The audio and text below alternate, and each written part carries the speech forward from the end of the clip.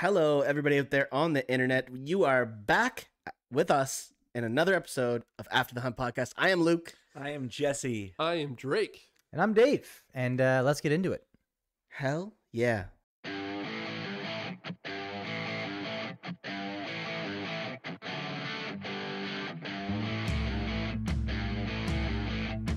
Boys, how was your day today?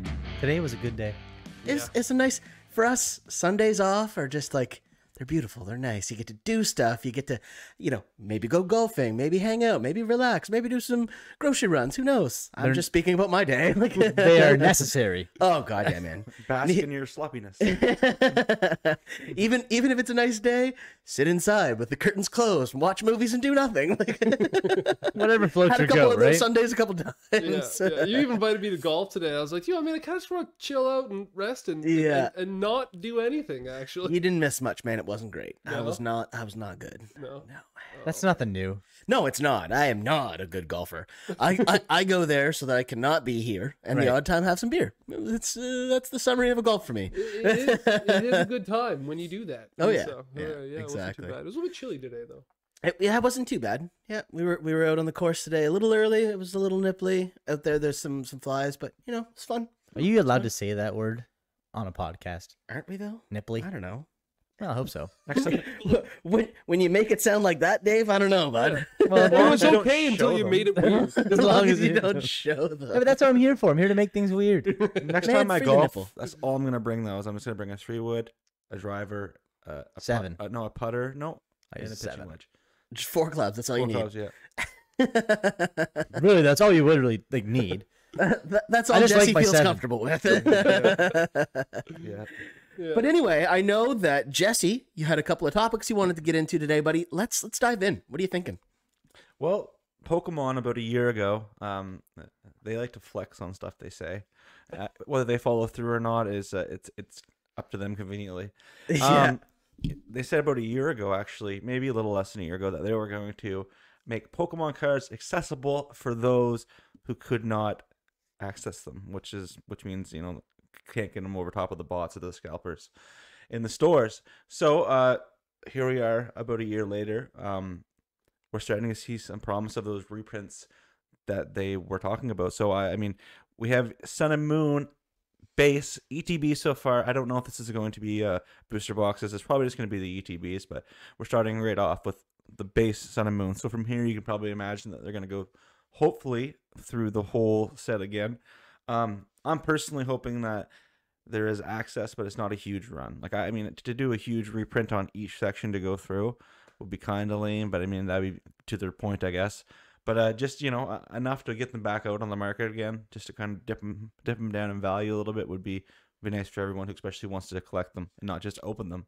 Is that their main focus? They behind a reprint, I guess. They do a reprint so that they can get more cycling for people who just can't get their hands on them? Is that more or less, or is it to control like population of it, to control the costs of everything? Like, I think it's. Or are they just running out of Pokemon stuff to put on cards at this moment because they don't have any new generations? Well, they've got so many new sets that are coming out, but they probably want everything to have a little bit greater success, and especially with the whole resale market of how people are going into all retail stores, scooping everything up, and then jumping right back into reselling them for a higher profit. Pokemon's probably thinking, well, if we flush the market with a whole bunch of reprints, one, everybody who wants them is going to get them. Things are going to be on the shelves for people to be able to get at retail value again, and it's going to make that dip in value for resale probably a little bit harder on those resellers, so that collectors, kids, everybody's going to be able to get that in their arsenal, and then they go back into these new sets, and it kind of ramps those new sets back up because everybody's got their old sets and now they want the new sets. Like, that's my take anyway. Is there going to be anything different about these reprints, or are they going to be like exactly the same? That's a good question. Maybe there might be some distinguishable differences between prints, I guess, or ETBs, but I guess that's kind of speculation right now. I know with Hidden Fates, the first pit run around example had a different kind of trim outline than the second one that came around this wave. But this second wave that came around has been second and third wave have been identical, so you would not know the difference. But speaking of Hidden Fates, especially, I mean, obviously it's my favorite. that is a Sun and Moon set, so they may be reprinting that as well. for a third time, another time, which makes me want to, maybe get into some of the ones we have stored away if we know more are coming. But who knows? We'll get into that mosquito. I was watching it get close to you, and I wanted to like get at it. I can't swipe over there without demolishing everything. Yeah. I was like, someone's gonna lift their arm and just knock all of this off. Did you just He had him. Mr. Miyagi that? Did you? Anyway, so our Hidden Fates sets, because I mean, we've done what we could to stock away as much as we could. I mean, we were doing rip and ships for a while there, and obviously Hidden Fates seems to be super popular for everybody. And so, I mean, we had gotten rid of a lot during that span, but I feel like, I don't know, did you have a plan for us on that, Jay? Well, no, I'm probably just gonna keep them until I know there's more coming. But even then, I don't know if I had the desire. Yes, you're just hoarding, like to put myself through that beating again of of looking for the cards that I want. I mean, there's a couple little more evolutions that I'd want, but I purchased Umbreon anyway, so that's the one that I was really looking for. But I mean, if they're gonna print more, it means they're gonna go down in value. So I guess in my head, on a business side of things, I guess, is there some that we should maybe sell or maybe just open for fun to get the chase cards that we want, and knowing the more are coming, or just take that gamble and think, well, they printed off these anyway, and they might not end off with the Hidden Fates again. They might not necessarily end off with doing more just because they're doing Sun and Moon sets. It doesn't mean they're going to do Hidden Fates again, but it doesn't mean they're going to go through every one of the Sun and Moon sets, because they've still got another 2 or 3 new sets that are coming out this year, and Sword and Shield that's still being printed and reprinted and stuff now too. So what really is going to be offered and not? Exactly. All I can picture is Jesse like Smaug in like the Hobbit, except of gold, it's just Pokemon cards. He's just holding them on and beat people away. Jesse still sleeps with his Hidden Fates boxes above his bed. Like, I just picture him curled up in that blue bin of all the thrown away cards. Like, those are bonus, but yeah, well, I do have a question about that then too. So if they are gonna do reprints, and if they do change them slightly, all it does is increase the value of the ones you've already got too, right? oh, definitely. So that could be super beneficial. Like the idea of Yeah. a first edition and a non, right? I mean, there's no actual first edition cards that they've done since the early, Since the first edition, WOTCs. Yeah. Like, so now you would think that if they made reprints that had slight differences, that's just going to make the previous cards that much higher value because they're older. They're proven to be older. what Yeah. benefits Pokemon Zero? No, it doesn't benefit. like, So it's so actually fair. it's actually good guy Pokemon, like good guy Nintendo, be, yeah. shipping all the stuff out Not for everyone Nintendo. else who wants to get the stuff. That doesn't own Pokemon. Yeah, it does. Pokemon Company. Well, no, Nintendo. Is it not a branch out of Nintendo? I'm pretty sure Nintendo owns Pokemon. Nintendo created Pokemon Snap and everything else, like all the But games. Pokemon created Pokemon. Yes. I don't think they're bought by them. We'll have to To look the internet. while he's looking this up, and while we're closing on a Pokemon. Speaking of Hidden Fates, I mean, what was the coolest Hidden Fate card you ever pulled out that you remember? Going through Rip and Ships, going I through never personally. got the Zard. Well, I was outside of the Zard. very disappointed. I've chased. I've been the cold hands to the Jesse hot hands. Never pulled the SV49. I've been the cold hands. Oh yeah, hey, lukewarm hands. Yeah. Oh, Yeah. nice. Well played. Bazinga. Yeah. So, it is just the Pokemon Company. Yeah, it's not owned by Nintendo. Nintendo has You, a Drake. Nintendo- You barely even know Pokemon, but you know that. Yeah, no, I knew that. Well, because when we were doing our Pokemon content, I needed to go where I was so I didn't break all their rules. So it was There. like, If anybody should know the yeah, legalities. So when I generally thought that Nintendo owned Pokemon. No, they own the- as a like an umbrellaed. No, branch they out. own the rights to the games, so they do it all there. So Nintendo and Pokemon have an agreement for that, so it Gotcha. doesn't go anywhere else. So which is Favorite probably card good. from Hidden Fates. The more though. you know. Favorite card from Hidden Fates. I don't know. I would probably have to go with the Sylveon. Sylveon's a really nice card Yes, of the we evolutions. have Because I one, mean, we like, have one at PSA. yeah, like I love the Scyther or I love the Scizor. Yeah, Scizor's nice. The Scizor's nice. The Mewtwo's nice. The Sylveon. It's got to be. Yeah, that'd be my go-to. I think Yeah, for sure. outside of the Zard. Shiny and- Scizor. that I never pulled. Dope. I like the Ho-Oh, which I don't own, Yeah. which I do want to. And there's a Lugia too, isn't there? No, There's not a Lugia. No, that'd be the set not in before. Hidden Fates. Yeah. Because they had like Lugia and like Lost Thunder and all A those. shiny Lugia would be sweet though in that. That would be cool. That'd be kind of neat to see if they did something like that in a new set. Well, I think they're done with Because the they've had a couple of Ho-Ohs, but Lugia is the best legendary Pokemon. I bought Pokemon Gold. there's a debate. Wait, so who? Yeah, that's a good question actually. Who's your favorite legendary Pokemon? Of Lugia, all of them? 100%. Well, I know your answer. Yeah, sorry. I know- There's a lot of good ones. Don't get me wrong, but Lugia is my favorite by far. Yeah, yeah. I mean, yeah, it'd have to be Lugia. Like I always said, like I felt like I loved Entei. Like when it comes down to legendary say that, dogs, but- I loved Entei. Mhm. It like dogs over birds in my mind too. I hate that. Because you had to chase them. Yeah. Oh yeah. But like Entei was always my go-to from that gen. But I mean, like, yeah, when it comes down to legendary Lugia, it's the bomb. I just in my Pokemon Moon Silver playthrough on Cianwood Island, I just saw the old Suicune just chilling. You walk up to him, he goes, "Rawr," and he freaks out and runs away. And then I got bodied by the guy that come up behind me and says, "Hey, I'm chasing that guy too. Let's fight." And I was like, "I'm not ready for this." And he crushed me. Really? This game is incredibly hard. Yes, Dave just getting yeah, dominated. Lugia is the best. But like there's so many legendaries, man. Mewtwo is obviously sick, like one of the coolest ever too. You have like Celebi, yeah. and like Shaman. Like there's so many legendary Pokemon. That's the thing. There's so many. There's so many. Like So I guess the question is, you asked what your favorite legendary Pokemon Yeah, is. what were Legendary. Wow, I don't know. I'm probably gonna go. I was gonna say Entei, but I'm gonna give it to Mew, just to give the respect to the start. OG. Yeah. I was always so. I mean, when I'm talking Pokemon collecting Mew, not like obsessed with it. Battling with Mew, not too obsessed with Mew. But when I was first playing the game, like I was so obsessed with the idea of Mew, like the unknown. Like you couldn't catch this Pokemon. Even though I knew most of the cheats for the game of going up Cinnabar Island and dying on the SSN just so I could surf on the water to get to the little tow truck that was on the side. Thinking All the little cheat codes. thinking strength would push this to discover a Mew. I never ever got the Mew. I mean, there was a Game Shark, we had it that way, but myself, I was so fascinated with it, and I wasn't until I was 20. his elusiveness has sparked your love for him, man. Exactly. Yeah. Nice. What about you, Drake? Did you have one? Played hard to get. For me, I'd have to go Entei just because I was the same thing. Like I was like the legendary Dogs over dogs. birds. And then really? yeah, I was like 4 of us in this room. 3 of you guys would put Entei as your number because one. he's awesome and he's cool. weird. and he's- Dogs over birds, man. Yeah, I just first of all- thought he's super cool. Entei's like the 3rd coolest dog.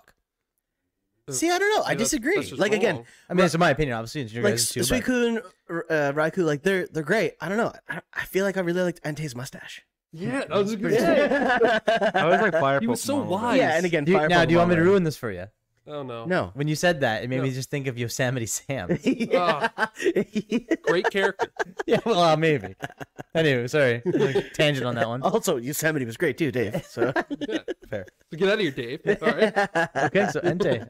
It's a panel of Entei I don't lovers. even want to know yours now. I'm joking. I already know it. take it back. But it's crazy. Like you can tell, like our age group, we all like fell into the 2nd gen Pokemon.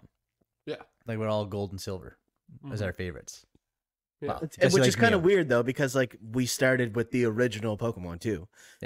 But do you think like it's? Yeah, and I would have known the original before, obviously, anything else. Do you think that's because by the time that we would have been around that age when those came out, that's when we would have been a little bit more like not Knowledgeable. aware, but like knowledgeable about Pokemon and like Mm. we could kind of put more things and strategies together when we're playing the game. So when we're playing the games, you've played through a couple generations now where you could actually go in and like after you played like red and blue and yellow, if you played yellow or anything like that, and You say yellow a lot, Drake. It must be the one that you played first. Pikachu, like, I told you follow- this in the previous podcast. I like the idea. I sit there and I watch Pokemon, the show, all the time, and everyone's got their Pokemons hanging out, and yet I can't do that in the red and blue. I was like, it's super cool. I want my dude to follow me around. I was like, all right. So I want Pikachu to follow me that's the too. only reason. I do like having the sprites follow me around in Moon Silver. It's pretty nice.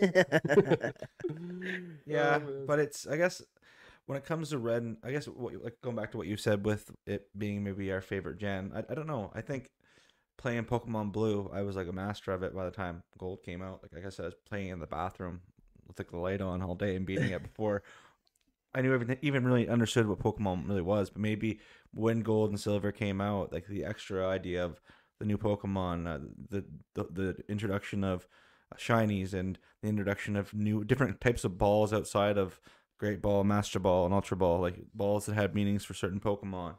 And you know, it's just so much more in depth. And the fact that after you beat it, you could go back and see your old tracing background. Yeah. I think that's why there's a lot more appreciation to those Pokemon. Yeah, at because that time. it took a whole evolution to the games and brought more strategy and brought more technique and more Pokemon, and you know, you're getting a little bit older, so like, you know, in our generation anyway, it kind of brought that like next level of Totodile. difficulty. It brought Totodile.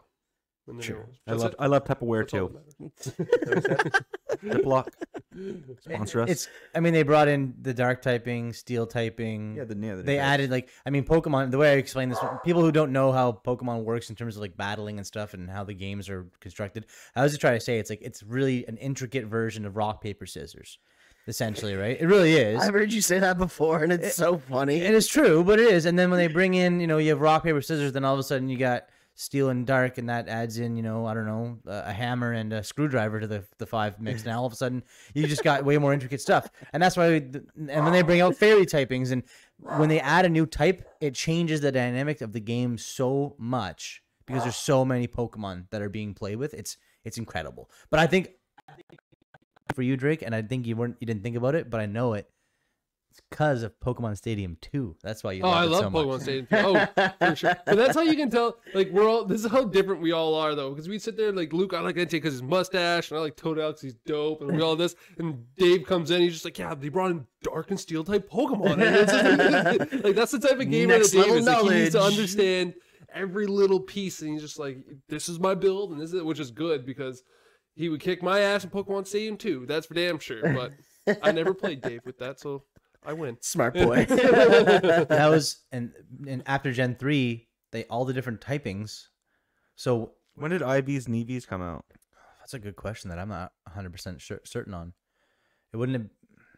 I think they were like Always in the Pokemon? Yeah. I think they've always been in them, but they didn't really. You didn't like. No one really understood how they worked or how to optimally train your Pokemon in those until later With generations. less of types and everything though. Yeah. Like, Yeah. Until they kind of spread out the stats. Yeah. I think too, right? Yeah, because so up to Gen 3,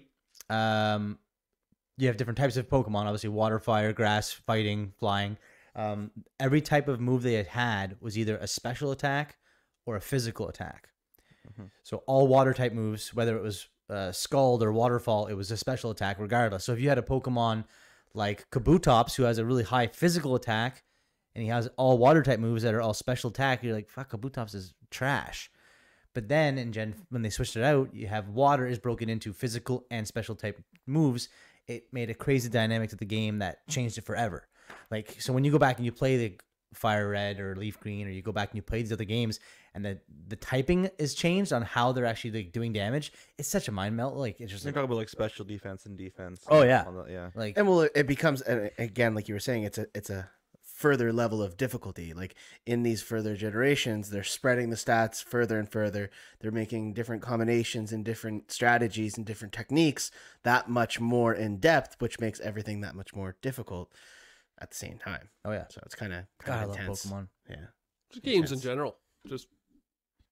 Just adding new layers and stuff. And I like the idea of just revisiting even older ones and saying like, you know, since we've evolved, whatever game it is or strategy of type of game it is, we've come up with new ideas. How cool would it be if we adapted these new ideas to what the original ones we would have played when we were younger, right? And that's like you said, like Fire Red and like Leaf Green and stuff Yeah. like that, right? So You give me a segue to one of my topics I'd like to bring up at some point. Dave's topic of the Yeah. day. Well, he said backtracking, right? And to me, it made me just start immediately think of Metroidvania games, which, so my big part in this whole group is I'm the big gamer. I'm going to be You're doing a some nerd, content. yeah. I'm a nerd. I'm a geek. And I've been doing the Pokemon Moon Silver playthrough, but I've been trying to think about like what other like, you know, indie type, like Drake's more mainstream. I'm more indie type games. And I've been trying to find out a couple of options that I want to play. Go ahead, Jay. I hear you want to say something. No? Okay. So I've been watching a bunch of YouTube, like trying to find some games that are out there, and I've got a couple on my list that I'll be going through eventually, but I keep wanting to go back to Hollow Knight. Like I just want to do it. I just want to play it through. And it's just the most incredible game. And it's just, oh. you love your platformers. Man, this is like, in the last 15, 20 years, it's probably the best Metroidvania game made. Like, the artwork, the music, the tightness of how you can maneuver your character What around. does that mean? The metric. Are you thinking the same thing I am? It's like the metric, either the band or in the game, and like mixed up with like Transvania, like the vampire in it. So I'm just thinking like almost like what's that game It's called? It's a Metroidvania. Is it Metroid? So the Metroidvania, and you literally touch base on it. It's taking the game like Samus Aran from Metroid Okay. and Castlevania, and those two types of games. As you go through your levels and you find new areas and explore, you adapt and you get new abilities. So, for example, in Metroid, you go through the first few levels, and then you upgrade your blaster. Then all of a sudden, your blaster can take out certain guys. You can then get past that certain guy and get to the next level. Then all of a sudden, you can turn yourself into the small little ball and roll through. And you're like, oh shit! I remember like four zones back. There's a little area that I bet you if I go back there, I can roll through my little ball mode, and then a new area opens up, and so on and so forth, right? So that's what Hollow Knight is. It's a Metroidvania style game. It's a platformer. You have to attack things that are coming at you, and as you grow, you can learn new abilities, and you can upgrade your skills and stats the way you want to really customize how you play. But you have to constantly go back and be like, shit. Yeah. Once I can double jump, I know I can get up in that area. Man, that would be such a mind mess. It is. Wake up in the middle of the night yelling, Yeah. "What's wrong, babe? Level 3. Yeah. Yeah. Level fucking 3. I could have jumped." It introduces the idea of like changing something where previously a platformer game would be linear. I'd go from left to right, and that's how it worked. Yeah. To adding in more of a open world exploration to a 3D? 2D plane. So you're adding like 3D gameplay to a 2D game. So like there's a lot of games lately that done a Hollow Knight was one. Ori was another really big one too. A lot of these games win a lot of awards too because like, Ori and the Hidden Forest. Is that they have beautiful like music to them, and the artwork's incredible. And Story. not to mention their story and gameplay that's pretty good. And a lot of times they don't get a lot of love because it's not necessarily, as the AAA titles have switched to obviously your more epic, expansive kind of games. Some people kind of haven't thought about going back and playing those ones. So they're games that have done extraordinarily well in terms of reviews and awards and things like that, but they don't get necessarily a lot of the same attention that the newer AAA titles do get. Yeah. So, I mean, like I know Dave has always been the type of guy, like you said, like jumps into a game and like immerses himself in it. But like the amount of times that I've heard him talk about Hollow Knight is insane. Like I've watched him play through a little bit of it, and he's just like every time he's like, "Man, that's so cool! Oh my god, that's beautiful!" Like he's just always like pumped up when he's playing the game. It's hilarious. I think I'm gonna have to do I'm gonna have to do a recording I playthrough. wish he had that same passion for the Hollow Hunters. Right? Hey, after the hunt, buddy. After the hunt is when I start ramping up. But it's and wakes up at hopefully you had asked me earlier, Luke. You're like, isn't there a new one of that? Yeah, there's supposed to be. It's called Silk Song, and it looks good, man. So is it gonna be like Hollow Knight's, or like is it gonna be like a sequel to it? It is, but it's a standalone game. You don't actually play as the same character. Okay. You play as a character from Hollow Knight, the game. Like from the first game, you play as Hornet, which is like one of his at first is like his adversary, but then she becomes kind of a mentor for him. So you play as her in this, and they had to totally revamp the whole game from scratch because her character size is a little bit too big for the world they had already created in Hollow's Nest. So she's a lot taller, she's a little more acrobatic, she can jump higher, and her ability and stuff, they're like, yeah, well, we're gonna use her, we gotta create the whole map all over from scratch. And they've been promising this to come out for so long, and it just keeps getting pushed back. But the craziest thing, and I don't know if I ever told you this one, but this game was designed and created and everything put together by 3 dudes. That's crazy. Team Cherry. It's kind of like Among Us, man. Like Among Us was a very small production, but yet it just kind of shows that and they were young kids that did Among Us, and it blew up to this massive game. Like, boys, I even played Among Us. It just took over. It just shows and that had fun doing it. Yeah, if you get a good idea and like you have the means to put it together, and you put it together, like it can severely just kind of explode, right? Because in all honesty, I'm a AAA title kind of player in terms of the games I play. Those games do follow a very similar styling a lot of the time, right? Like you look at PlayStation, you look at the Uncharted series, right? Obviously, some of the top rated games, but it's very linear, level by level. You're going through, the add new aspects, but it's very similar to other games that would do a specific thing as well. And a lot of the other big games, Skyrims, things like that, they're all open world games, so they all have that similar-esque style. So it's the indie games that typically will end up pushing that boundary, that end up coming up with new ideas because they don't have investors to answer to.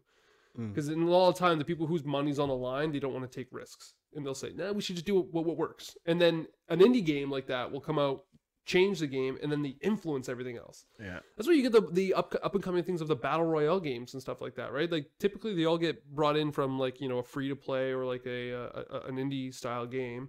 And then now you got Battlefield and Call of Duty doing it and everything like that. And like those guys will jump on because they got popular, and then they'll do it. Snowballing off an idea that they see has been successful. Well, yeah. I mean, like you were just saying, investors are always going to think like, oh no, like do what's safe. Like it's already earned us a bunch of money. Then they see somebody else pop up and they're like, ooh, money.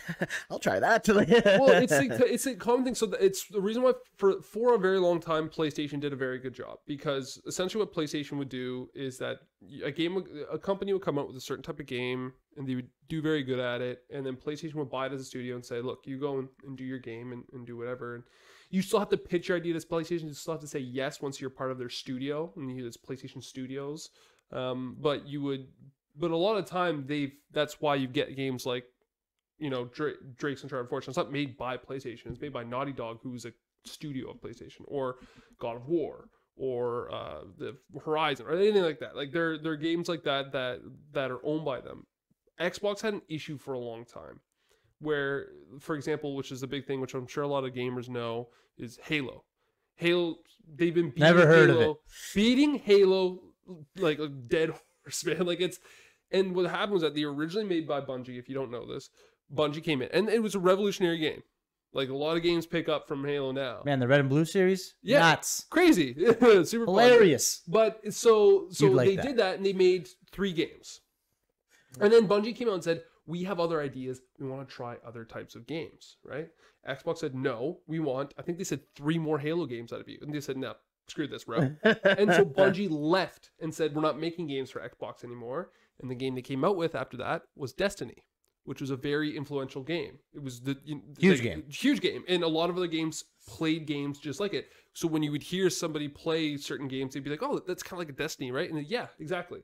And so they left them and they gave exclusives to PlayStation and things like that. And then Xbox, still wanting to do Halo, hired another company to keep making Halo games that another company came up with. And that's when things started going down. Yeah, you don't have the original creator making the game that is supposed to be made again. Like exactly. And to the point now where the new Halo Infinite game was announced, they showed a gameplay demo, and it looks so bad. Not bad. Okay, I shouldn't say bad. It looked okay, but for the fact that it was like their first big thing that like Xbox Series X is out, so we're going to show how amazing it is. Expectations weren't met. Yeah, everybody right? was just like, that looks the same as every other Halo games I ever played. Like, you just hyped up how Xbox Series X is so good, and we're doing this, we're doing that. And you didn't show us anything new, let alone graphically or anything that much different and impressive. So they pushed the game back another year, and they hired one of the original Bungie creators to come in and oversee and help them fix it. So, every time Drake says graphics, I think of Jesse's comment of NHL 94. Top notch quality back in the day. Doesn't take a lot to impress Jesse. No, at the day that was top notch. It was. People like, I don't even ever have to go to a live game again. I have it right here. And Jesse's like, why would I pay $1,200 to go watch in the nosebleeds at the Bell Center?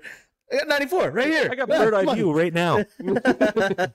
I can watch Al McGinnis's hardest slap shot from my couch and control it myself. Score every time from the same spot. Yep, from the hashes. Same move every time. So Dave, you're big into indie. You said there's a new indie game that you're playing. Yeah, so I picked it up today actually, and I played for about an hour and a half. It's called Across the Obelisk. What's it about? It's different. I mean, if anyone that's ever played like a Final Fantasy style game, it's the classic, like you have a tank, you have some DPS, you have a healer, but you have a team of 4, and turn-based. It's turn-based, but also a deck builder. Oh. So as you defeat enemies, you get the chance to draft better, stronger, harder to use cards that give your team better stats, better heals, better damage, and you get to kind of really customize it. And it's roguelike in the essence that when you go through and you die, which it's very difficult, you die pretty often. When you go back, you keep your money and you keep your shards, and then you can go and you can upgrade your cards again. So then you go back in the second time or the third time or the fourth time, but you're more upgraded, you feel more confident, only to get slapped around again. So yeah, I've been heavy into the roguelikes, and that's why I jumped back onto Dead Cells too for a little bit, and I've been doing some recording, so you guys may see a little bit of Dead Cells action down the road for those of you who like that game. That one's, speaking of difficult games. Why do I play hard games only? I think Dead Cells won a game of the year at one time, I think, in a couple places. Dead Cells is nuts. I think Dead Cells won a game of the year a couple times for a couple different places. Are you guys okay? So all these games you're playing, are they saying like their game like on like the PC? Some of them. They're multi-platform in some of them. When are we gonna see you guys play on a system? I had my recordings on Dead Cells are on the Switch. Dead Cells on the Switch. Yeah. Okay, cool. And that's where I'll be playing. And that's where I'll be playing some Hollow Knight, I think. I keep gravitating towards it. I haven't played it in like a year, and it's such a good game. Sorry, Drake, for the editing on that yell there. I love it. But yeah, He's gonna have to edit a little more here in a second because again, I'm announcing that I will be playing Ocarina of Time. Edit in cheers, like audience cheers. Yeah. That's awesome. Ocarina of Time. So did you get the 64? I have the 64. I have Ocarina of Time. I had the red expansion already in it, so I can upgrade it Majora's Mask if I feel like I'm really living on the edge? living on Hated the edge. Majora's Mask. But I again, this is as Luke likes to say, streets ahead, where I have no, I have no setup yet where how I'm going to do it, but I do have the game. I'm very familiar with Ocarina of Time. I would like to take. I'd like to take the time to actually go through it again, and As an adult. I have as an adult multiple Fair. times, but like I've rushed through it. Like the last like probably 10 times I beat it, I've just Skipping. skipped it. But I like you said, you started your game. You're talking to everyone. I'd probably go down the avenue of just soaking in the whole story and everything, and yeah, it'd be fun. I know a lot about that game. Well, it's funny too. Like, I don't know. I'm the type of person who constantly rewatches every show just so I can sit there and do nothing and like turn my head off. And we've talked about this plenty of times. But like at the same time, I will laugh at the jokes Yeah. the same way every single time. So jumping through that game, you're gonna be like, man, I love this. Like, it's just gonna be like again the instant reaction, like, oh man, that's great. I remember him. He's awesome. Like, it's And I'm not going to use any tips or advice. Like I'm talking like I'm going to complete the full game, like 20 hearts. I'm going to get all the golds, all the scatellas. I'm going to try to do everything. I'm going to try to perfect the game without any help or any guidance, and I don't think I've ever done that. Nice. That'd be a nice triumph. It's the same thing like what you said, though. Like, I'll it's the admit. reason why BioWare, for example, just came out and relaunched the Mass Effect series, right? Like, in the Legendary, they upgraded graphics and things like that. But the games have been out for a long time. People could have replayed them a bunch of times, but they did it again, and people are playing them. Like, they're playing them, and people are watching them play them and do things like that. Even though it's a game that's been out for a while, because people still like to revisit these stories that are exponentially like just amazing games, to the point where they've even tried to make another Mass Effect, and it was not as good as the other ones. So like, all right, let's just re-release this one real quick. Remind them that we did do some good stuff. You know what I mean? hey, Like, you guys might not have liked that second one, but here's the first one. It's a Yeah, little so better it's- this time. So they re-released the first three, which was amazing, which were really good games, right? So They're coming out with some new Sonic games, yeah. remastered Sonic Colors. So That'll be cool. So are they going to be like the platformer style, like the original style, like, or is it going to be like a 3D base, like? from what They haven't shown just a from lot, it wasn't a whole lot of release information, but I was just doing a little bit of googling yesterday, I want to say. But I've always been a big fan of Sonic. I always thought it was a sweet game. I didn't have a lot growing up, but we did have a Sega for a little bit, and I played a lot of Sonic, like the old school one. Samesies. And they're remaking Sonic Colors. It's called Sonic Colors Ultimate, and that was like one of the most popular Sonic games that's ever been out. So I'm excited to see, and I think it's being released to all platforms. You're a Sega, really? Yeah. On and off before family pawned it and took it in and out again. Yep. Actually, what happened? I'll tell a quick story. We had it, and I was so mad, man, because like it was like the first. I can't remember how we got it. Like I think my cousin or something gave it to us or something. But Courtney, she spilled the drink on it, man. Oh, Like just full cup of water. Like she was young, like three or four maybe. Just walked and just.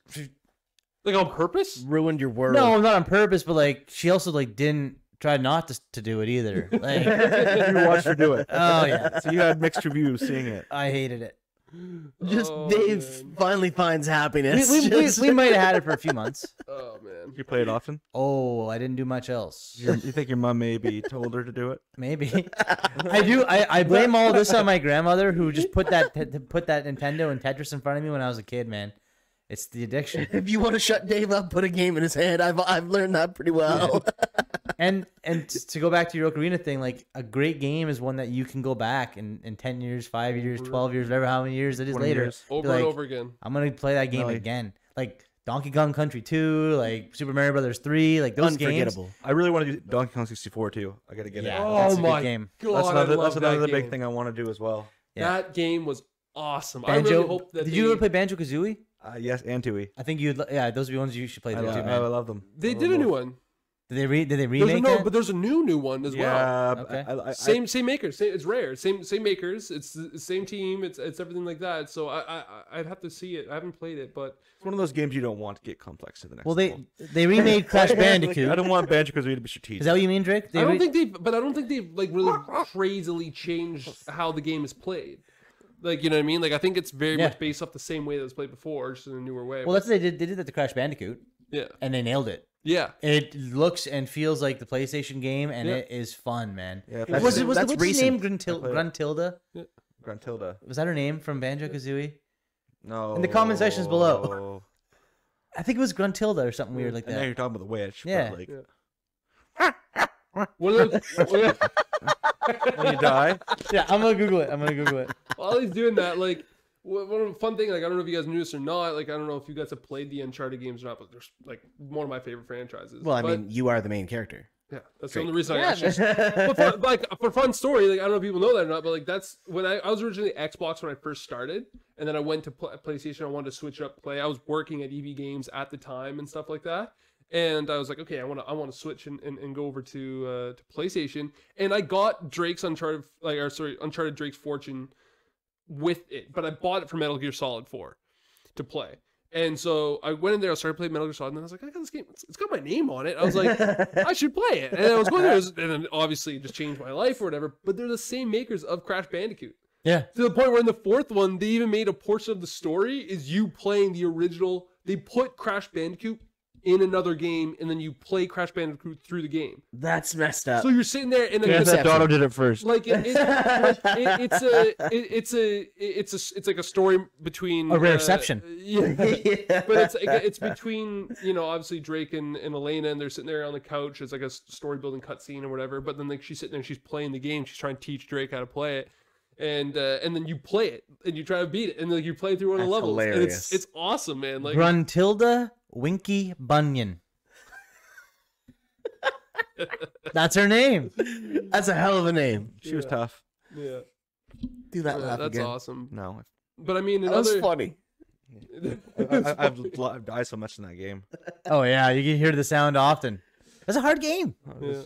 And speaking of other games that are come out, though, I mean, one of the topics that I did want to bring up was obviously this week, which happened like 2 days ago, was we had two big kind of gameplay reveals. It's kind of kicking off the summer of gaming for a lot of things, which was Horizon Forbidden West showed off a gameplay demo. It looked utterly incredible. People quickly went on Twitter and everything like that, and were just like, "This looks like the most beautiful game we've ever seen." Like it looked like it Aside from Hollow Knight. It looked like this, but it looked like they really were showing off like PlayStation 5's power and like the next gen power, which is what we haven't been able to do yet because these companies were making games not necessarily specifically for the next gen yet. So this is like one of the first ones we're seeing where it's like really next gen and they're maxing out the power and it looks incredible. You know, the first What one was would really that well. game be most affiliated with from like previous games? So Horizon's, well, it's kind of in an area of its own in a way, but it's an open world game. I mean, your main two weapons are a bow and a spear. You play as a character named Aloy. She's a really good character. In the first one, she's something that PlayStation has become as like kind of like a staple and a mascot for them. and so she's an awesome character. Open world style, like it's an open world style game. You go from quest to quest. I'd probably say it's very similar in a way to maybe some of the newer Assassin's Creed games, like the newer ones. Yeah, that'd be a good comp. Similar kind of idea. But for anybody who's watching this who's never played Horizon, it's very good. But it's essentially a post-apocalyptic world in a different way, where machines, like the humans have created machines as animals to kind of keep the ecosystem going, and they're trying to get things kind of restarted, and they end up taking over. And this takes place like thousands of years later in the future, and where humans are now like a primitive species almost in a way, and it's kind of going from there, and then how it happened and how you can fix it. And I don't want to give away the story for everybody, obviously, but they're very good. I recommend people playing them. And there was another one that came out recently too. Far Cry 6 Right. did that one. So it's Far Cry 6. I mean, there's 6 games for a reason. I mean, it's Ubisoft. Well, you can't say that. We just said that Halo had 6 games. And they shouldn't. Well, that's a good Halo Reach, was that not by Bungie? No, I like that. Halo. No, was Halo Reach Bungie? No, there's like 343 Industries was 343 Industries was the company that started to take over for it. So I can't actually remember if Reach was Bungie or if it was 343. I feel like it was Bungie, but I can't remember maybe. But yeah, Far Cry 6, Ubisoft, right? Good Canadian company. But they Couple Canucks. I didn't play the last 2 because they started to get off on a different tangent on things, but this does look really good. You play, I think her name's Danny is her name, so another female character, which is really cool to see. Just getting a lot of like strong female characters have really been a big thing like lately. But it looks pretty crazy. They've put if you watch the gameplay demo online, they put some. It's a game that even you might like in the sense that like it's got some creative guns into it, and how they like mix and put things. Like one gun in it is a gun that shoots out CDs, and those CDs are the Macarena. So every time that it's loaded, it's like the Macarena's playing, and then you fire Macarena, exactly, and then you fire off the CD at somebody. Man, it's pretty funny. So they've kind of gone into that like craziness in terms of things. That's hilarious. So it makes it. I'm gonna play that game just for that. Yeah. Just, hey, Maca boom. That's kind of how the gameplay trailer goes, man. It's actually pretty funny. That's so hilarious. yeah, they're two really good games. I mean, I think they're gonna be pretty popular. And it's just again, these are things that are just starting to kick off the summer of gaming and stuff like that that's starting to happen. And these are 2 things that came out just before E3 and just before kind of the Summer Game Fest is kicked off. So I think they're doing it on purpose because there's going to be probably some big games to be announced. That's in like a week or 2 between the 2 of them. So I think they're getting this one. Let's get focused on these ones now.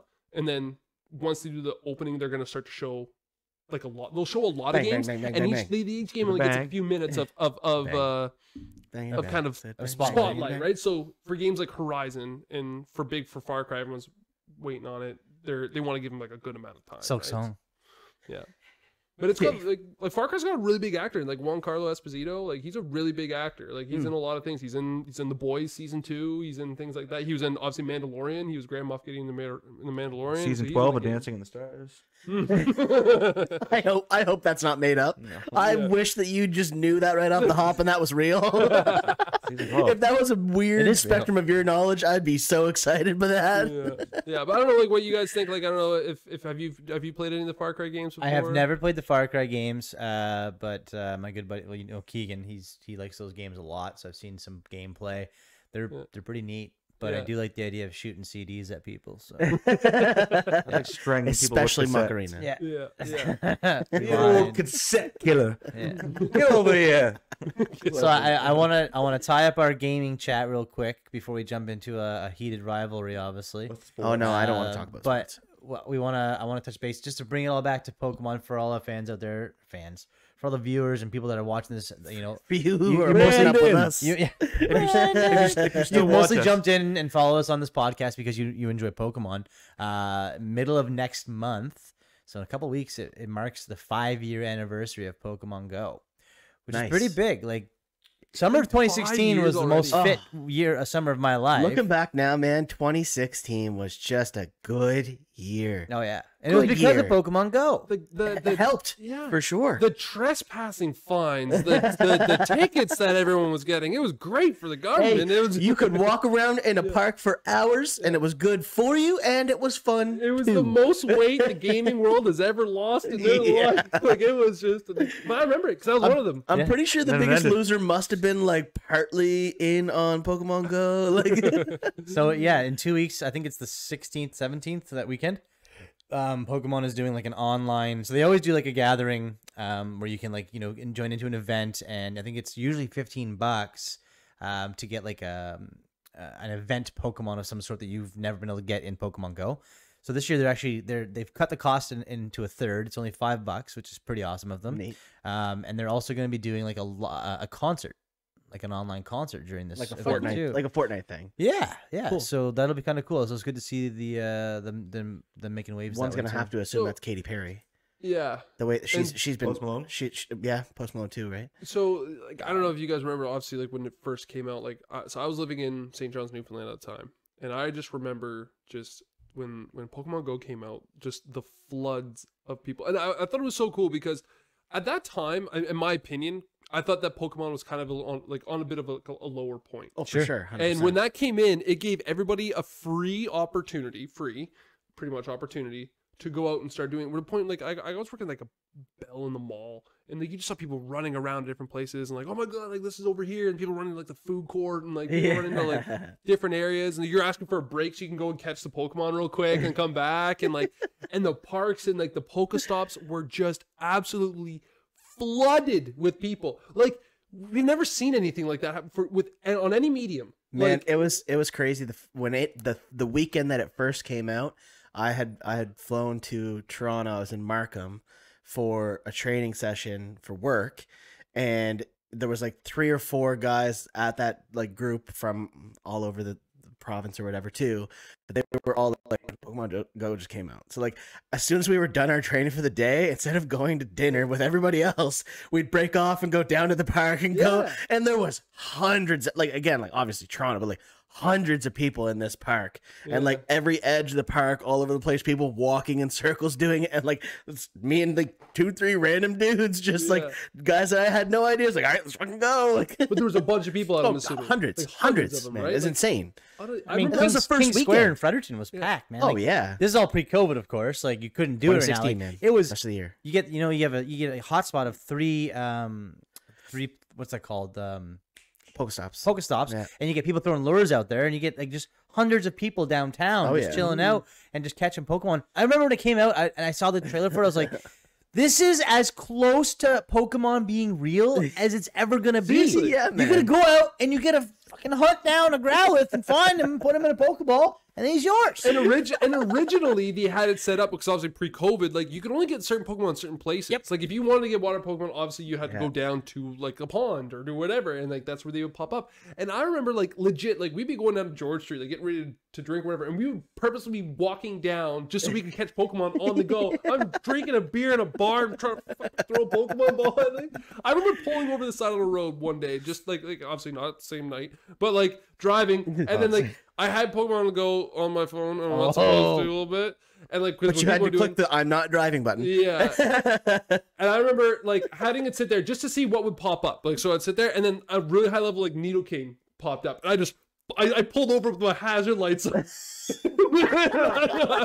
So I stopped the car. And of course, he ran away. Oh yeah. I sat there. It took me like I went through a ball after ball, like kept jumping out, and I finally got it. And I was fucking happy, but like, oh my god. I played for it a long time too, and I remember like 2017, we went down, and Spencer and I went down to the Dominican. I was like, this is a different country. I wonder if I can find anything different. There was like shit Wi-Fi, but I like every time that we were like near like the main buildings, I was like, well, I'm gonna turn it on, see if I can do anything here. It's just nothing special. I was like, I really want a Heracross. I knew that they weren't in North America, so I was like trying to like see maybe Dominican has it.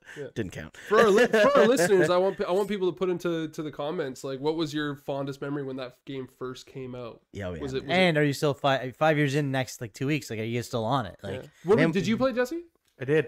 I played pretty hardcore for a full year. I've been Were you out west? no, when I was back. Okay. I was back for that. Oh yeah. I just don't know that I timeline. remember hatching eggs, going for runs. I would literally run. Back before, I'm in the best shape of my life now. But, yeah, I would. Hair is a shape. Calm down, moves. I would run just like Forrest Gump did. It's true. Like that was the best way to get the best Pokemon, like with the best stats and stuff, was to hatch the 10K eggs. Yeah. And I was a running monster at the time, and I walked to work every day. Like I was hatching eggs. Like I was like debating spending money on more of those capsules because I had so many. I was just crushing through eggs. To hibernate them or whatever. Rushing. Like through man, eggs. on my day off, I would get 24,000 steps in. Like stupid, Crazy. stupid. And like, what'd you do today? Just walked around. Yeah. No, like you had a day off. Like, did you go? No, I walked like downtown. Then I walked all around downtown. Then I walked home. Like, I remember like texting you and like everybody else, like, okay, so we're all gonna meet here and then we'll walk here, and then like being in the middle of UNB and just walking around the square constantly, like there were like legit news stories though in terms of like how they're like Pokemon Go in a weird way unintentionally revolutionized how people can influence people to do some kind of fitness. Yeah. And it was gamification. It Yeah. was straight up it. And like that changed so much in so many different mediums of work and things like that, like to gamify things to make people earn it. And like then you saw things like Fitbit and things like, oh, do a step challenge for me and my like friends. And Yeah. like, where do you think that idea came from? Oh, Like definitely like it came from 2016, something like boys. that. Ah, Oh good my year. God, Great 5 year. years ago that was. Yeah. Oh, I'm really? really 5 I'm years really ago. happy that we're talking about this and not sports. I'm actually enthralled. And to Do we change want- do we over wanna to just- sports, We are running out of time. yeah, no, for this, we can skip it because I don't want to talk about my Leafs right now. yeah, I don't want to talk about Miami either. So. I have a last plan tonight. I'm pretty excited. I'm gonna watch No, man, it's tough. I mean, I'm sitting across from my rival over there. do. Fucking Habs. it. Well, blue, there is- blue and red. I really thought that, and I called the series to be 4-1 for the Leafs, but hey, I've been pleasantly surprised so far. I called from the beginning. I said Leafs, but I said it in 6, and I thought they had it again last. Two night, man. games It's in crazy. overtime to keep the series alive, buddy. It's gonna be a tough one in Oh, Toronto make tomorrow. you sick, I'm not even man. making this up. Last night, I was this I was this close to putting a bet on the Leafs to lose when they're up 2-0. On the like on the literally Habs to lose. on the Habs to lose. on the Habs to lose when the And you And would then lose they almost did. You lose money on that bet because No, we sorry. bet the same thing. How'd that work? No, I was gonna bet money that the Leafs were gonna come back and lose. I think I texted you that. I was like, Yeah. they're gonna come back and tie it and lose. Gotcha. Literally happened. And they did. You can't bet that scenario though. No, you can bet a tie. But I mean, like it wouldn't be as like the odds of saying like they're gonna Right. come back and it'd be a 3-2. The So we've amount got- of people go ahead. that I've heard, say that if the Leafs lose to the Habs in this first series, they're like that's it. They're like jerseys are going away. They're like They say that every that's year. the end of it. Like I Every work, year. I've heard everybody say it, man. It's like brutal, this is the end of man. it. Like it's every year. It's every year. Undying, just brutal crap in the playoffs. It's sad, man. Like it hurts me. It hurts me. Yeah. I have chosen this life, You know what's crazy? and I feel like I can't get out of it now. you can't. But You won't. I don't want to. I don't want to. But then, craziest like, this thing- is gonna happen. It's like This come team, on. this Montreal Canadiens team on paper is absolute dog shit. They are not a good hockey team. No, that's not true. They're okay hockey team. buddy. They're when not a you- good one. Not a Hey, dog shit. Look when at you the put team. their name on paper, that paper still has carry price. So The goaltending is legit. I'll give them that. They have some good players. The guys that have been showing up have been working hard and really going at it, and they've got the grit and the heart, but they're not like you skilled. got I give good you, young talent, which is the which is big thing. amazing, man. Oh yeah. Like OT winner Kondemi. Oh yeah, Kotkaniemi, and then you have Phenomenal. Suzuki doing stuff, and you got Suzuki, Gallagher out there hustling. Caulfield. Yeah, Caulfield looks good out there too, but you got your old guys like Weber and and Byron, like they're doing Perry. well. But Yeah, Perry's been grinding, man. It's overall, hurt. like if you were to like take a Madden stat of all those guys and you compare them to the Madden stats of the Maple Leafs, it's just like, man, that's like a 95 team versus like a 79, 81 That's team. bullshit. no, they'd be in the 80s. You don't think they'd be? I think they'd be. They'd be low 80s. I'd probably say Toronto. Yeah, Toronto will say 94, 95 versus like an 86, 87.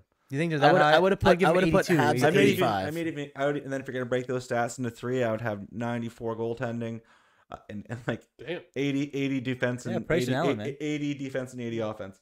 That's probably what I would like break it at, and then it boosts Yeah. up to like 86, 87. So if the Okay. Leafs, if the Leafs lose, how much will the Calgary Flames fan base grow? It's never gonna be They're Calgary, just man. gonna No. switch. It won't. It'll be a Jets. It'll be a Jets. Oh, you sweep. think People- with Jets? Hey, if I'm leaving, I'm going to Seattle. Oh yeah, I Jump on the expansion team. It's safe. Yeah. Vegas did really well, so you never know. I keep They'll forgetting. probably that. get Carey Price. Carey Price will probably go to Seattle. Why would he? His girlfriend's from there. I'm pretty sure. I don't think. And well, the His wife. other part about it too is with Seattle, they're going to be able to have some guys that they poach, Yep. like the same as Fleury. Vegas got Fleury. Mhm. They're going to be able to poach a guy who's in year 14, year 15, Yep.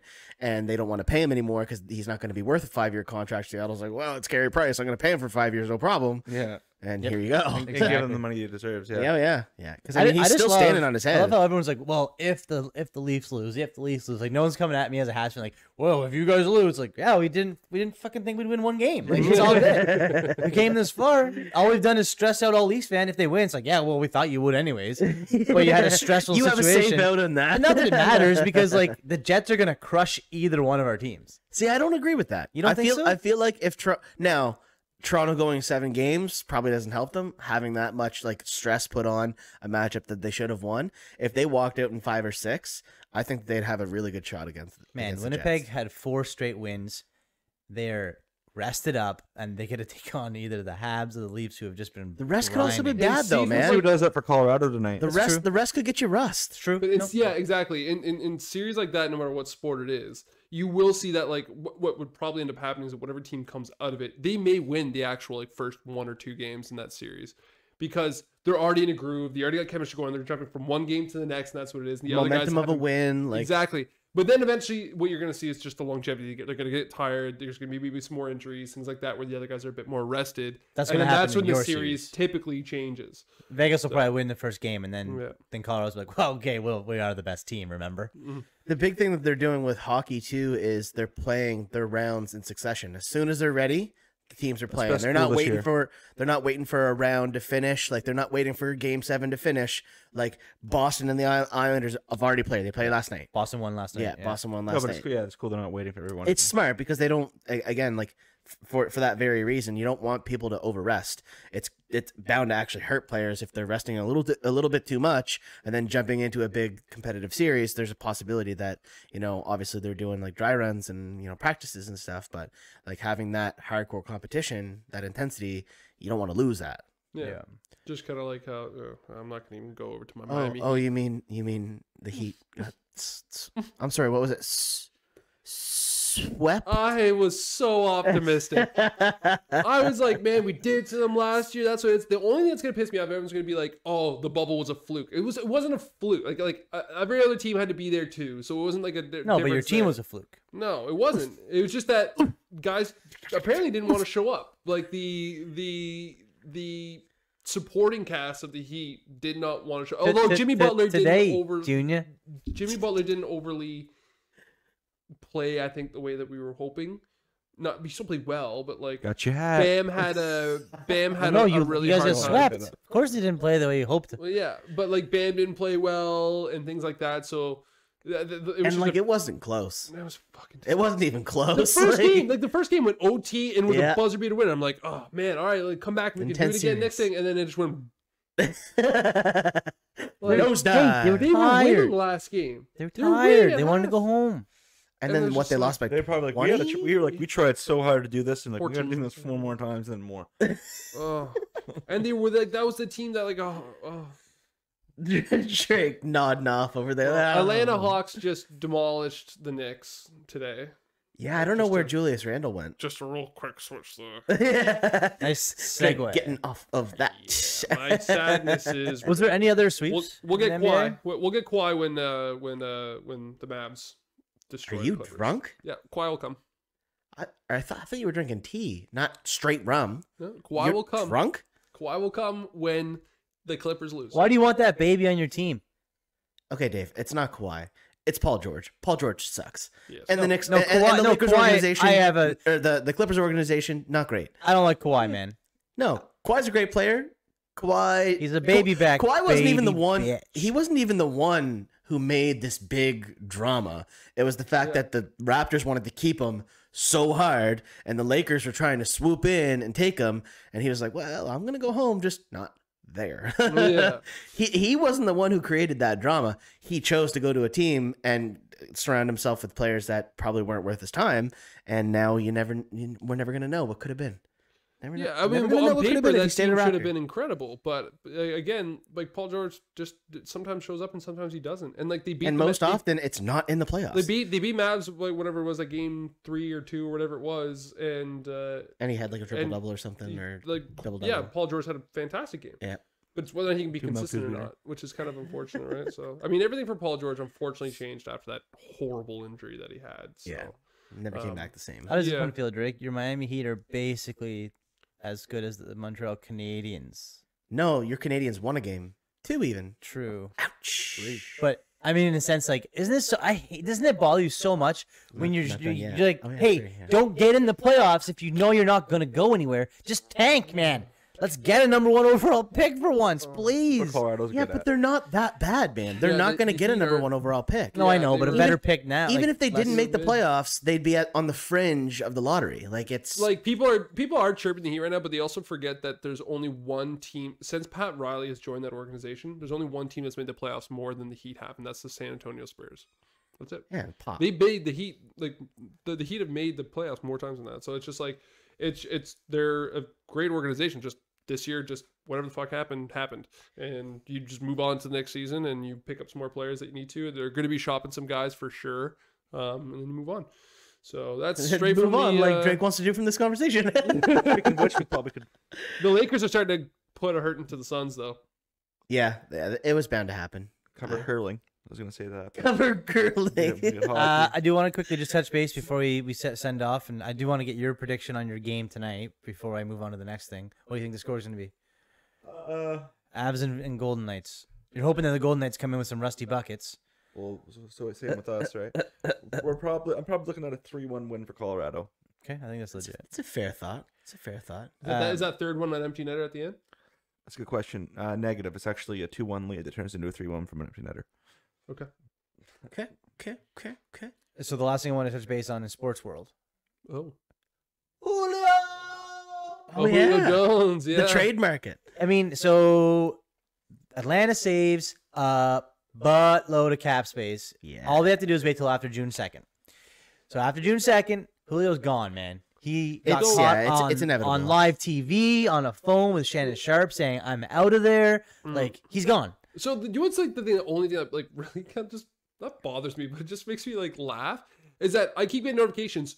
This team's interested in Julio. This team's interested in Julio. Everyone's gonna be interested in Julio Jones. Like don't let me know that somebody's interested in them. Like, oh, who wouldn't want him? Like, you know, like that's a dumb article. Like that's you know, that's just the hype around the media, knowing that he's gonna leave, and everybody's like, well, I want somebody to read my article because I think he's gonna come to this team. Like, it should be Julio Jones is interested in them, or the Atlanta Hawks are interested in trading with them, or whoever. Who can afford Julio Jones? Right. Yeah, that's straight up it. So we're at a spot right now, and I don't know if you know who you know who he is, but like the magnitude of him is he's pretty huge. But he's older now. He's 31.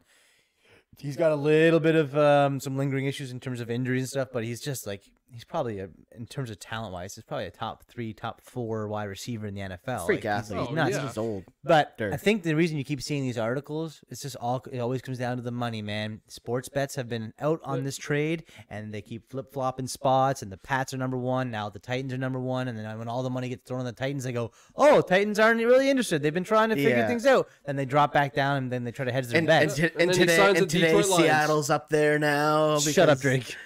And I love how Baltimore put theirs out. Yeah, we would totally be interested in Julio if the deal was right.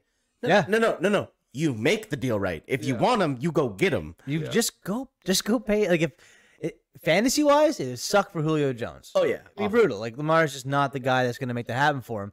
But in terms of he can make Lamar good. In terms of winning a championship, Baltimore is definitely not far off from getting there. If Julio goes there, it could be one of the pieces they just need too. Yeah, but Lamar still can't throw the ball to where he's going to be. Like he's going to throw it 10 yards over his head still. So and then Julio's going to get up and get that. Julio needs somebody with a 2 meter. If any one of us is throwing the ball to Julio Jones, he gonna catch it. Yeah, they're not bringing Julio there so that they can get him a good quarterback. They're bringing Julio there so that they can get Lamar a good receiver. Julio that can will just be catch the it. overcorrection to Lamar's bad throws. Yeah. Plus, he's a phenomenal blocker. Yeah, Yeah. He's He's a big body strong. too. Yeah. Yeah. Man, the Atlanta Falcons are so bad that Julio Jones has his own highlight reel of tackles, of saving interception tackles, man. Literally, it's like 7 minutes long. I remember that too, seeing like a ton of different videos of him tackling just to save Roddy White. Yeah. Back in the day when Roddy was around, Roddy was not a fast runner, so Julio was just out there blocking for him every time. 2 wide receiver sets. Like, Oh, yeah. All right, then. So let's kind of wrap it up with this. Then let's all think, where's he gonna go? Well, I mean, I want him to go to Baltimore, but I've been saying since day one, I think he landed in Tennessee. I agree. That's where you want him to go, too. yeah, 100%. I'd love to see him in Tannehill. Oh my God, Yeah. It'd be disgusting. And Brown and Henry, that team would just be unstoppable. I'm gonna not be a Texans fan and be a Titans fan now. Are you? Are you leaving? Are you like your team has like Deshaun came out and said that he Imploded. wants to go. Like that team, that organization has just. No, my out if I'm going to be out on the Texans is Deshaun's poor antics and his sexual misconducts. For the reasoning, yeah, Yeah, exactly. I'm not going to jump ship because everybody else did. You know, every player on their team. I left. The I'm Pats- undetermined. I don't want to talk about that. Yeah. I left the My Pats allegiance 'cause my I- allegiance is still undetermined. Yeah, because I left the Pats because I just couldn't handle like trying to make up bullshit excuses for them cheating anymore. Yeah, spying on so- the Bengals. Anyway, we're not going to go there. That was the end. I was like, the fucking Bengals. I get it. You're right. The Packers, whatever. You got to do what you can to win sometimes, but like. Fucking Bengals, man! Like Joe Burrow wasn't even there yet. You know what I mean? It's like that's what I was like. I would think though for Julio, I think if I'm going to say anywhere, and you already said the Titans, this is tough. I think he could actually go to the Packers. I think he could go to the Packers and save Aaron Rodgers. Ooh, really? I With have- Devontae Adams, do they have I'm- the money for that? I was gonna say I'm honestly not 100% certain on Green Bay's cap situation, That's the only thing I'm unsure of. but man, like Rodgers doesn't even want to play football. Like No, he he's wants to play not- football. He doesn't want to play football in Green Bay. I don't know. He's out partying with movie stars in Hawaii. Well, so is What's his name? Miles Teller. He got beat up in the bathroom. Yeah, it was weird. Why? It's weird. What do you say? I know. think he's probably in a bad spot at the bad time. Yeah. Probably. Didn't like his mustache. Probably. When you're in spots like that and you see a famous person, you Not a don't really bar. care. Yeah, Might, I might, knocked you him might out. want to try to I rob, saw him rob in him that or knock local- him I out. saw him in that boxing movie once. I gotta see if he really knows how to box. Exactly. Yeah, get a few tricks to 100%. someone. Yeah. Oh man. Can't play drums either, can you, bitch? I'm gonna beat your ass and throw you at a kit. Oh man. That's a Where do you perfect think way. Julio's gonna go, Jay? I already said the Rough Riders, but you didn't hear the joke, so No. it's okay. Honestly, I'd be just completely guessing. Fair. So the Titans. He won't be. He's not That's going to gonna be the Dallas. I can tell you that. He said that on the phone. Well, yeah, and Yeah. They have a million wide receivers too. Yeah. Yeah. It's Drake? I would love if he went to Baltimore, man. I just from like obviously just hearing rumors, I have a strong feeling about the Titans. But the thing is, like, you never know. Like Even Hopkins said that he would redo his contract to make room. Like that's big. Jesus Christ. Yeah, like Imagine him going there with Kyler Murray doesn't have to worry about If Kyler he Murray, doesn't have to worry about seeing over the O-line anyway. He just throws the ball. I don't get it. This- Julio Hopkins and who was AJ Green. AJ Green. Yeah, okay. Go on. What are you gonna do? Put him in the slot? Like Kyler Murray just playing a game of jackpot. Just 500. And his team is always winning that jackpot. Oh God, yeah. I Who's think- gonna go up against you know those what's gonna three? happen is he's gonna end up on the Pats, and it's gonna piss a lot of people off, and they just got the money for it. Yeah, I'll be done with football. But the only thing is that, like, I mean, do you think he'll have a sour taste in his mouth because of when they lost the Pats in the Super Bowl, or do you think he'll be like, nah, I don't want to go there, or because he hates being Atlanta, he's gonna be like, I'm going to the Pats. You know, like The only reason he would go to the Pats is for Bill Belichick. yeah, Be the only reason a guy like that would go there. yeah, and then he's gonna Especially go with Cam. But that's the thing. Then it's Cam Newton throwing you the ball. Like, or Mac Jones. ugh. Well, So depending on debatable, what I happens. guess. Yeah. Anyways, well, Well, that'll be the wrap up point there. So everybody, again, thank you very much for tuning in and watching with us. Be sure to like, share, subscribe. You, the three of you, and the cameras that we have here. Yeah, like, share, subscribe. Jump on the channel. Make sure that you guys are watching. We are going to be throwing this out to audio platforms soon too. So if you guys are looking to make sure that you're throwing this on in your drive to work or throwing it on in the background while you do things, keep an eye out on our pages for that. And we're going to be signing off. See ya.